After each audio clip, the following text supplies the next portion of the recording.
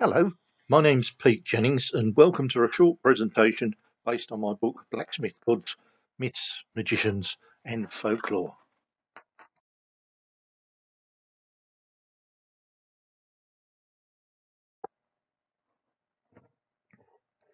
Let's look at one of the earliest known blacksmith gods, which was Hephaestus from Greece.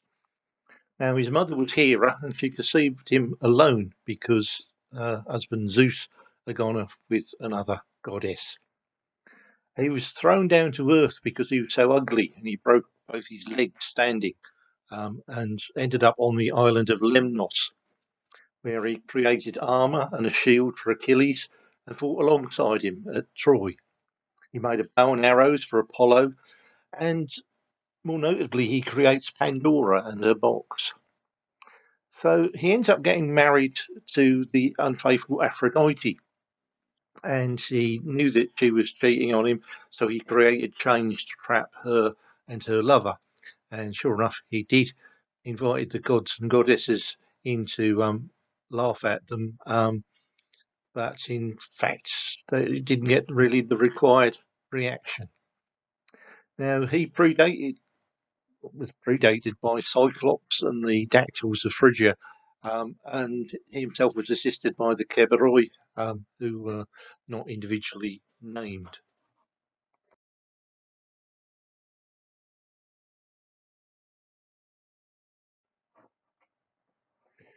Next, we get to the Roman god Vulcan. He experimented with fire when he was young, took a burning ember and enclosed it in a clamshell and saved it in that way. He blew on it to make it hotter, and he made bellows, and he melted ore from rocks and created all types of metal objects, including horseshoes. And in fact, there's a mosaic from Pompeii, the Battle of Issus, showing a horse that has been shod. He was involved in helping Orion, another smith, who'd been blinded by the father of Princess Merope, who tried to abduct. So, having been blinded, he homed in on the sound of the hammering that Vulcan was doing, and Vulcan gave him a man called Cadelian to assist him in going east to be cured by Sol.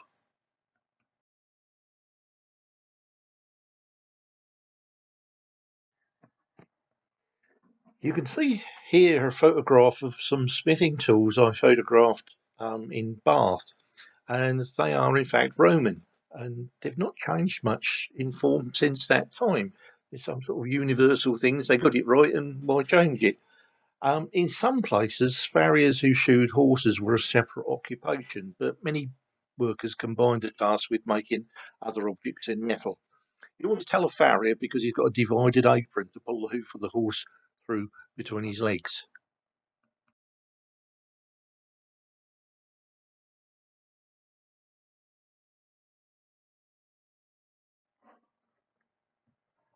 Okay, so let's have a traditional English folk song about blacksmith.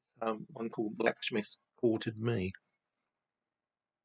The blacksmith courted me 9 months and better. He fairly won my heart, wrote me a letter. With his hammer in his hand, he looked so clever. And if I was with my love, I would live forever.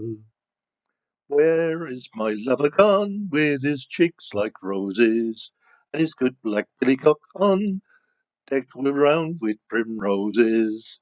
I hear the shining sun may burn and scorch his beauty, and if I was with my love, I would do my duty. Strange news has come to town, strange news is carried, strange news flies up and down that my love is married. I wish them both much joy, though they cannot hear me, and may God reward them well for the slighting of me. Don't you remember when you lay beside me, and you said you'd marry me and not deny me? If I said I'd marry you, it was only for to try you. So bring your witness, love, and I'll not deny you. Oh, witness have I none, save God Almighty, and may he reward you well for the slighting of me. Her lips grew pale and wan, it made her poor heart tremble, to think she loved a one, and he proved deceitful. A blacksmith courted me 9 months and better. He fairly won my heart, wrote me a letter. With his hammer in his hand, he looked so clever. And if I was with my love, I would live forever.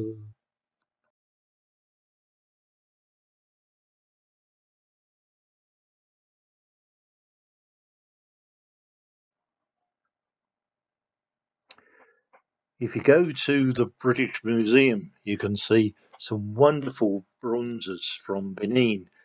And the Benin bronzes were used to decorate huge doors that led to the chief ceremonial enclosure. And, they were producing these things long, long ago. Wonderful workmanship. And some of the tribes in West Africa are reporting as regarding the local blacksmith as a religious priest from a superior descent than their fellow tribesmen. And additionally, some tribes have a specific blacksmith god. For instance, the Gar tribe acknowledge Giwa, and the Yoruba tribe, also from West Africa, have Ogun. Interestingly, Ogun is also the name for a smith god from Hawaii. In Namibia, there's the creator god Sunigyab Koi, who limps, and it's not unusual for creator gods to be lame gods, but he is also essential for smiths. Several tribes, such as the Barralongs from South Africa, regard the process of smelting and forging as sacred and keep it as a reserved occupation for an elite group of tribesmen. It's reported that the Tibus of Central Africa and people of Abyssinia and the Congo regard ironworkers with respect, deference, and give them the reputation of magicians. In the Fan tribe, the chief is also the medicine man and smith, and none but chiefs are allowed to deal with such sacred activities. However, this doesn't always lead to esteem. Monbiot tells of an excursion to the Elbata Plains in Kenya, and he interviewed Natalon, a tall, shaven-headed woman in red from the blacksmith clan of her Samburu tribe. And she said they were polluted by malevolent powers. They could cause a wound inflicted with iron to fester, or bring about the death of a child circumcised with an iron razor. Any one of another clan who stepped over a Nkunu's forge would break his legs. Their isolation and pollution were reinforced by their constraint to commit what the Samburu regard as incest by marrying only among themselves. She and her people had to remain apart from other Samburu.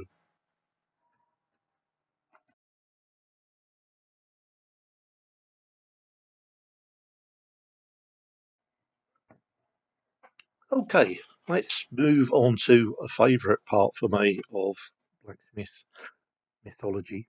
Um, Volandra, the Norse god Volandra, and his Anglo-Saxon equivalent, Wayland Smith.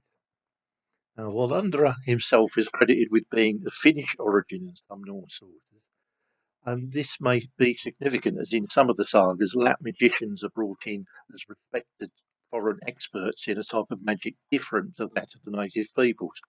It'd be the model equivalent of bringing in a foreign voodoo doctor to combat an English witch. So Blunder and his two brothers Ale and Saxflid come across three swan maidens bathing in the River Rhine, who've taken their suits of feathers off. So there's been some analysis being associated with Valkyries, gatherers of the valiant slain of battlefields, and you might like to see my other presentation in this series about Valkyries. But anyway, the brothers hide the costumes, and the maidens Othran, Hervir, and Hagud agreed to live with them for 9 years, 9 being a very significant number in Norse mythology. At the end of that period, they leave, and two brothers go off on adventures together. But Walandra stays behind and looks for his lost wife, Hervor. She leaves him a ring, of which he makes 700 copies. Why, we don't know, but she had taught him the art of blacksmithing, Now, why a swan maiden should know about blacksmithing, I've no idea, but there it is. Volundra is also referenced in the Sithric saga, where he makes a gift of the magical sword Miming. And the sword is said to be so sharp that in a duel between another blacksmith, Amilius, he takes a diagonal blow at his shoulder. Amilius believes he's been saved by his strong armour until asked to shake himself, and he falls into two diagonally cut pieces.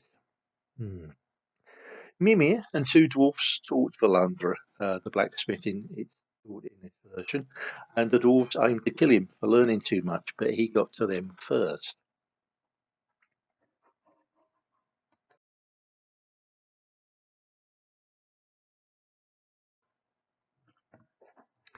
Coming on now to the related story of Wayland Smith, which is the Anglo-Saxon version of Walandra.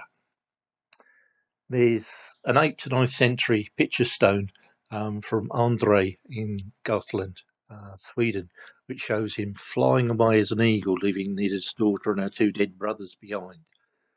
Where does all this come from? Well, Wayland Smith is reckoned to be the best smith around, and he's commanded by King Nadad, who's the real baddie, to leave all his other work and make weapons for him because he wants to wage war on the country next door. And Wayland Smith said, well, it's all very well, Your Majesty, but, I have promised this work to other people. Never mind about that. Seize him, guards. They drag him off to this little island in the middle of a fast-flowing river. And there they slash his hamstrings so he can't run or swim away. There's a little shack with a fire and an anvil and so on in it, and he's told, make weapons. They give him just about enough food to last him for a week. They say he'll be back in a week, and if he's made some weapons, they'll give him some more food to keep him going for another week. And this is a terrible thing because blacksmiths valued their freedom, their independence. A blacksmith in a village would normally be the one free man with his own business as opposed to working on the land for somebody else. But blacksmith he is, so he has no choice but to start to make weapons for King Nidad. And sure enough, in about a week's time, soldiers come in on a boat, take the weapons away, leave him some more supplies of metal and timber and so on, stuff to burn, and a little bit of food. And this goes on week after week for some time. Wayland Smith takes an awful oath. Now, oaths within Norse and Anglo-Saxon mythology and culture in general are very important. You just don't break an oath. It's worse than being a murderer if you're an oath breaker. So he makes his oath that he will get his own back on King that he will have his revenge. He doesn't know how he's going to do it, but somehow, some way, he will do it. And one day, opportunity comes to him because he sees coming across the water not the guards, but the two princes of King Nidad. Got a bit bored of beating up the local villagers and stealing their women and things like that. And they've heard about this wonderful blacksmith, so they think they'll go and give him a look. And instead of cowering in his little shelter or anything, he goes out to greet them. And, oh, welcome to my humble abode, your royal majesty, he says. I'm so honoured that you come and visit me. Never mind about all that. Let's see your stuff. And before they can get to see stuff, but hang on a moment. Those swords by your side. Shoddy workmanship. Do you mean your father, King Nidad, doesn't give you the good swords that I send him? No? Well, he should have done. But he's keeping all the best stuff for himself. So, Alan says, well, make sure you get a good sword worthy of your royal station in life. If you come back in a few days' time, I'll have a sword made for each of you with your names on and everything. So they said, all right, it better be good. And they go off on the boat and get drunk somewhere. And sure enough, a few days later, they come back. And Wayland Smith's nowhere to be seen. But he's just sleeping his up, says one, always willing to think the worst of everybody. The other one is a bit different. Says, no. He admires our majesty. I dare say he's given them a final polish up. I mean, he wouldn't want to give us dirty swords, would he? The other one says, no wonder you're the younger prince, all full of talk and so on. I'm a man of action. I'm going to be the king. You watch this. He goes forward to the hut, kicks open the door and goes inside. And from behind the door, Wayland Smith, with a very sharp sword, chops his head off, drags his body behind the door, and is silence for a little while. Eventually, the other brother thinks, what's going on in there? Is my brother getting the better of the two swords? What's going on? And he rushes through the door, and the same happens to him. The sword comes down, and his head is on the floor. And on the forge fire is a cauldron boiling of water. And Wayland drops their heads into the water, boils them up to get the skin and the hair and the eyeballs and everything else of them. And he takes them out with tongs, because he can make tongs, he can make anything he can, and cools them down. And he gets a very sharp saw, because he can make swords, anything, and he saws the bottoms of the skulls off. And then covers them with metal and jewels and makes them into two goblets. He stands and hides to one side. When the soldiers come a few days later, they don't know anything about the Princess Bemis, and they come with their usual thing to take the weapons off and give him some more food and metal and so on. But he manages to slip a note to the boatman who's friendly with him. The boatman goes back to the palace, and he's got instructions to go to find Wayland's brother Ale, because Ale had come in search of Wayland to see where he was, and was taken by King Nidad, who says, I'm going to keep you hostage here to make sure he behaves himself, and your son as well. And Ale's a very good archer, and at one point he's forced to shoot an apple off his son's head, just like the later William Tell. Anyway, he's kept there, and this messenger, the boatman, comes to him with a message to say, look, follow out these instructions, and we'll get all free. So Ale does as he's told, and tells the princess, King Nidad's daughter, that Wayland has some beautiful jewellery for her, but he needs to fit it to her to make sure it fits the necklace around her, and also to make sure that she gets it and it's not kept by the Queen or anybody else. So she goes out to the island with the boatman secretly. She gets out there, steps onto the island, goes up to the hut, and Wayland seizes her, grabs her, pulls her into the hut, and rapes her. And he leaves her there and says, right, you know those goblets that I sent back with the last lot of weapons? Oh, yes, they were beautiful goblets, she said. Yes, and your father used them at the feast. He didn't realise that you and the Queen were drinking out of the skulls of his own sons, did he? What, she says? Oh, yes, Wayland. I vowed I'd have my revenge on him. That's part of the revenge, and the other revenge is that I think I've left you with a child. You can tell him that when he eventually finds you. And with that, he goes outside to the structures that he's made, because he's been collecting bird feathers. He's made a pair of wings. And he gets them, picks up a package which he holds beneath his arm, and flies to Nidad's palace, just where the people are outside. They point up and go, it's Wayland Smith. He's flying. And King Nidad comes out and goes, Hale, shoot him down. Shoot him down. You're a great archer. I suspect he's my brother. Just shoot him down, and I'll give you and your son freedom. Okay, says Ale. And he shoots an arrow, and it hits Wayland underneath the arm, which he's flapping one of the wings with, and blood pours to the ground, and he flutters off into the distance, into the forest, where he appears to crash.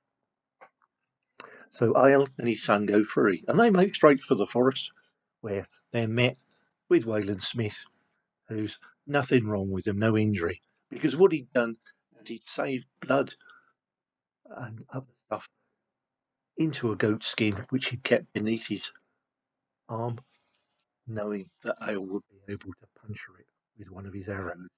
And so they went free, and they went to the next kingdom, warned the king that he was about to be invaded by Nidad, and were richly rewarded.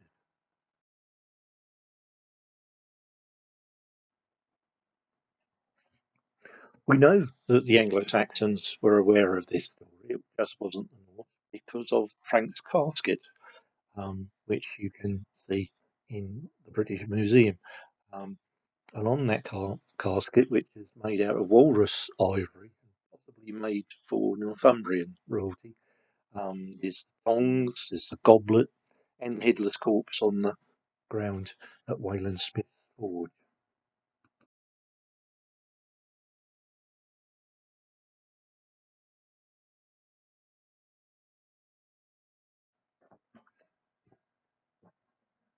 The eagle or bird image is repeated in a recent discovery of a beautiful 10th century copper alloy brooch, which has got silver gilding, and it comes from Upakra in Sweden.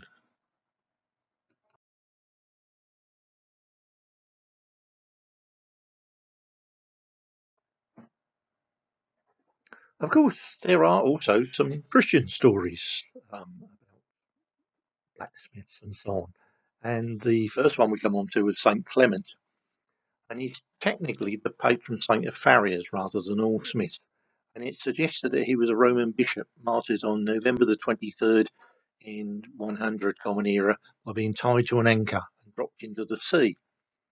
And there are records of blacksmith apprentices from Woolwich dockyards having an evening parade on his festival, with one of them dressed as St. Clement and makes his speech. I am the real St. Clement, the first founder of brass, iron and steel from the ore. I've been to Mount Etna, where the god Vulcan first built his forge and forged the armour and thunderbolts for the god Jupiter. So St. Clement is also the patron saint of the worshipful company of blacksmiths in the city of London. Then there's St. Dunstan, and the devil is annoyed at the healing properties of a spring at Tunbridge Wells and poked his nose right below the surface, causing it to go red and taste of sulphur. So St. Dunstan pulled him out by the nose using his blacksmith tongs, which were displayed at Mayfield Convent. Then the devil disguised himself as a beautiful young girl to tempt him. But Dunstan wouldn't look up from his work and eventually spotted the hooves beneath the dress, the devil usually being careless not to transform them. Dunstan clamped his red-hot tongs to the nose of the devil, who screamed very loud and had to unfurl his wings to escape into the sky. And his 10th century stories mostly relate to the time at the Glastonbury Forge. Apparently, before being converted to Christianity by St. Elphege, he was alleged to have been a magician involved in occult works and ejected from the king's court. Dunstan's day is on May the 19th. In one tale, he nailed horseshoes to the devil's hooves, forgot to hide them again, and would not remove them until Old Nick promises to stay away from farriers. And of course, Old Nick breaks his promise. The third saint I was going to mention is Saint Finbar. He's more usually known as the patron saint of Cork in Ireland, where the cathedral is named after him. But his father, Imogen, was a 6th century blacksmith who eloped with a high-born local lady. The enraged local chieftain chased and caught them and was to burn them at the stake when Finbar's voice was heard from the womb, pleading for his parents and him to be saved. And so they were, as God quenched the flames. Finbar learnt to be a smith from his father, but went on to become a successful evangelist.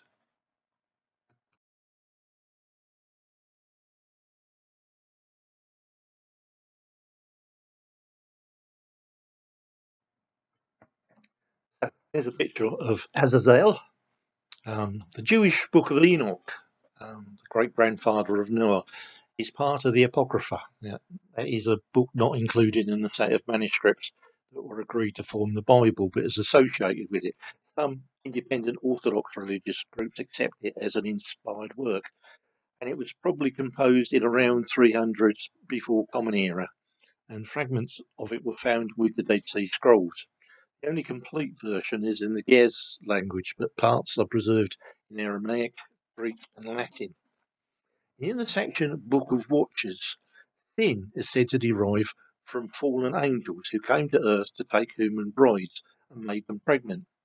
One of them is said to be Azazel, who, it says, taught men to make swords and knives and shields and breastplates, and made known to them the metals and the art of working them, and bracelets and ornaments. Now, it's possible that the early church hierarchy would have found it rather awkward having two contradictory versions of the first blacksmith, in that this Azazel is very different from Tubal Cain.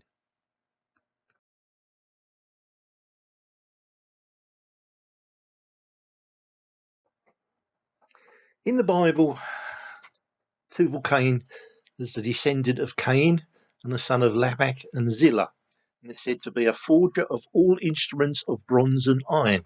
You can read that in Genesis chapter 4, verse 22. And Tubal Cain features within Freemason ritual, being part of the greeting of a third degree Master Mason, and the name of the associated secret handshake. The symbol for this degree is two balls and a cane, which is a pun on the name, balls and cane, surrounded by another two ball and cane. The clan of Tubal Cain is an important late witchcraft group. Their origins were with the controversial Robert Cochrane, real name Roy Bowers, 31 to 1966 in Windsor, and his successor Evan John Jones.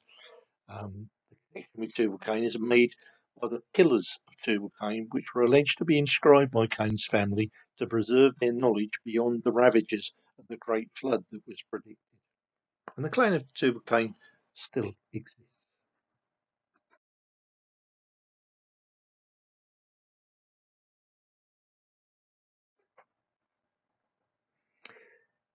Hanging up horseshoes for good luck is a fairly well-known thing, but some traditions say to hang them with the heel, the points up, to keep the luck from running out. Others say to hang them with the heel hanging down so that the luck will flow out onto those who walk underneath them. Some traditions say that the shoe must be used, not new, and it must be found, not purchased, and it's only lucky for the person who found it.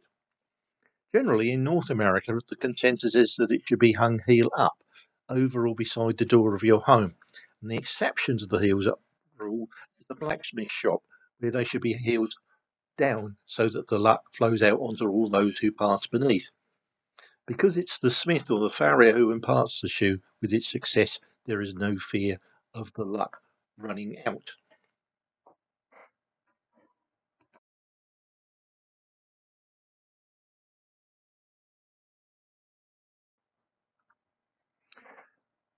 Okay, so let's have another traditional folk song to do with blacksmith. And this is the Two Magicians song, various versions of it, and in it is a white magician who's the lady and a black magician who's the blacksmith, the man, and they can both shapeshift. I believe all magicians shapeshift, and he's basically got to trump her shapeshifting each time so that he can have his wicked way with her. She looked out of the window as white as any milk, and he looked into the window as dark as any silk. Hello, hello, hello, you cold blacksmith, you've done me no harm. You never shall have my maidenhead that I have kept so long. I'd rather die a maid. But then again, she said, and be buried all in me grave, then I should have a nasty, husky, dusty, fusty, cold blacksmith, a maid, and I will die. Then she became a duck all on the stream, and he became a water dog and fetched her back again. Hello, hello, hello, you cold blacksmith, you'll do me no harm. You never shall have my maidenhead that I have kept so long. I'd rather die a maid. But then again, she said, and be buried all in me grave, then I should have a nasty, husky, dusty, fusty, cold blacksmith, a maid, and I will die. Then she became a hare along the plain, and he became a groundhog and fetched her back again. Hello, hello, hello, you cold blacksmith, you done me no wrong. You never shall have me maidenhead that I have kept so long. I'd rather die a maid. But then again, she said, and be buried all in my grave, then I should have a nasty, husky, dusty, fusty cold blacksmith, a maid and I will die. Then she became a fly all in the air, and he became a spider and fetched her to his lair. Hello, hello, hello, you cold blacksmith, you'll do me no harm. You never shall have me maidenhead that I have kept so long. I'd rather die a maid. But then again she said, than be buried all in my grave, then I should have a nasty, husky, dusty, fusty cold blacksmith, a maiden I will die. Then she became a nun all dressed in white, and he became a chanting priest and prayed for her by night. Hello, hello, hello, you old blacksmith, you done me no harm. You never shall have me maidenhead that I have kept so long. I'd rather die a maid. Then again she said, and be buried all in me grave, then I should have a nasty, husky, dusty, fusty, cold blacksmith, a maid and I will die. Then follows about another 100 verses, and finally we get to and she became a sheet all on a bed, and he became an eider down to Gator Maidenhead. Hello, hello, hello, you cold blacksmith, you done me no harm. You never shall have me maidenhead that I've kept so long. I'd rather die a maid. But then again she said, and be buried in a minute grave, and I should have an arsey, husky, dusty, fusty, cold blacksmith, a maiden, I will die. Thank you.